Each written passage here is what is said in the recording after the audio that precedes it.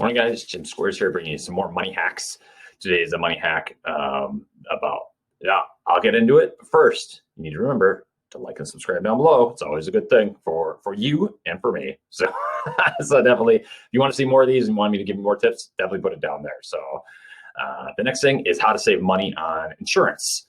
So you won't hear this a lot, and it's a little bit tricky, but you'll be able to do it. And once you get it in place, you never have to do it again. So here's the thing is you think about money when you're and anything with insurance, the higher your deductible, meaning the more you're going to pay if you have a claim, the lower your monthly payments are going to be.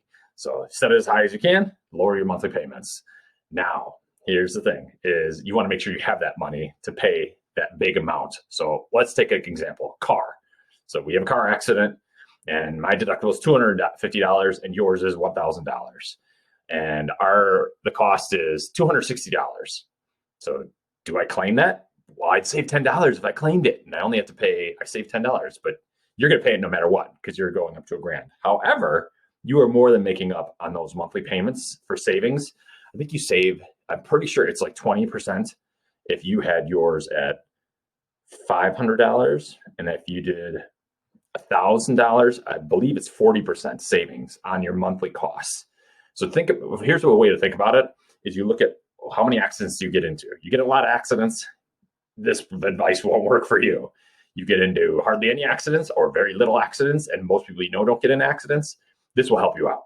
So what you want to do is you set your deductible high, and you could talk to your parents, your friends, your neighbors, just your behavior, it better than anybody else. So I can't tell you how you drive. If you get in a lot of accidents, well, then go to the end of the video and like it and then get out of here. But if you don't get in a lot of accidents and you want to save money, this is the way to do it, is you bump up your deductibles. And you want to bump up your car deductibles, your home insurance deductibles, your disability insurance if you have disability insurance for your lifestyle. So the way that works is you ask for a longer waiting period. So if I was to get disabled and I wanted to save a lot of money, I go, hey, don't pay me any disability insurance until I've been disabled for a year. Now you have to have the funds to last that long, and you might get some through your work. But if you do that, the odds are that your monthly payments will be so low compared to someone who's like, I want payments in 30 days or 15 days. So if you need payments that quickly, you really need to save some more investment wise. But think of it as a 20 to 40% discount on everything if you can do this.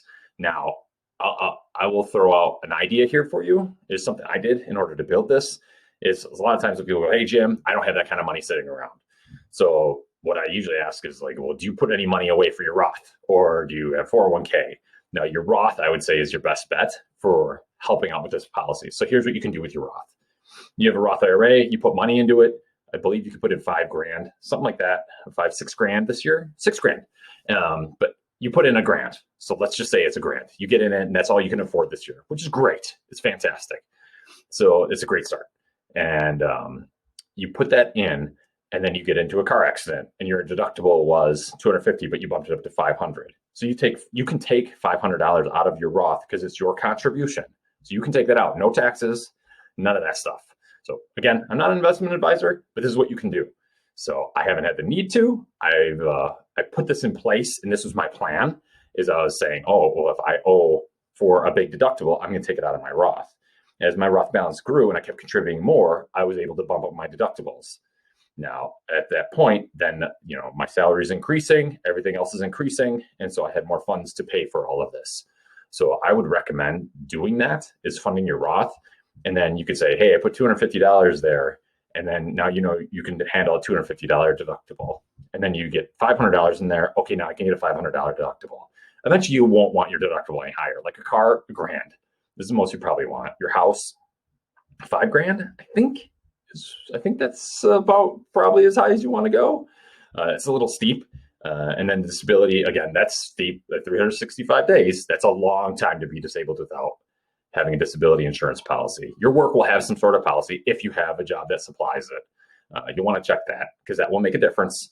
But those are some of the keys, is like you essentially want to have the money. So I would definitely stack that strategy of putting money into a Roth and then taking the money out of a Roth if you needed to fund the deductible.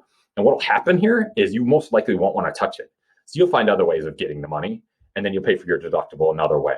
And your Roth will grow, and then that'll spin up, and it'll help you out so much in the long run, because you're the only one who's going to be watching out for you, honestly, in the long term. So definitely, I highly recommend that. So that's my morning tip and my strategy for today. And if you like, definitely put down notes down below. You have improvement ideas, throw them in there. And any questions or anything, give me a comment, and I will tell you why, or tell you what I know or what I experience. And yeah, we'll keep growing together, and take care. Later.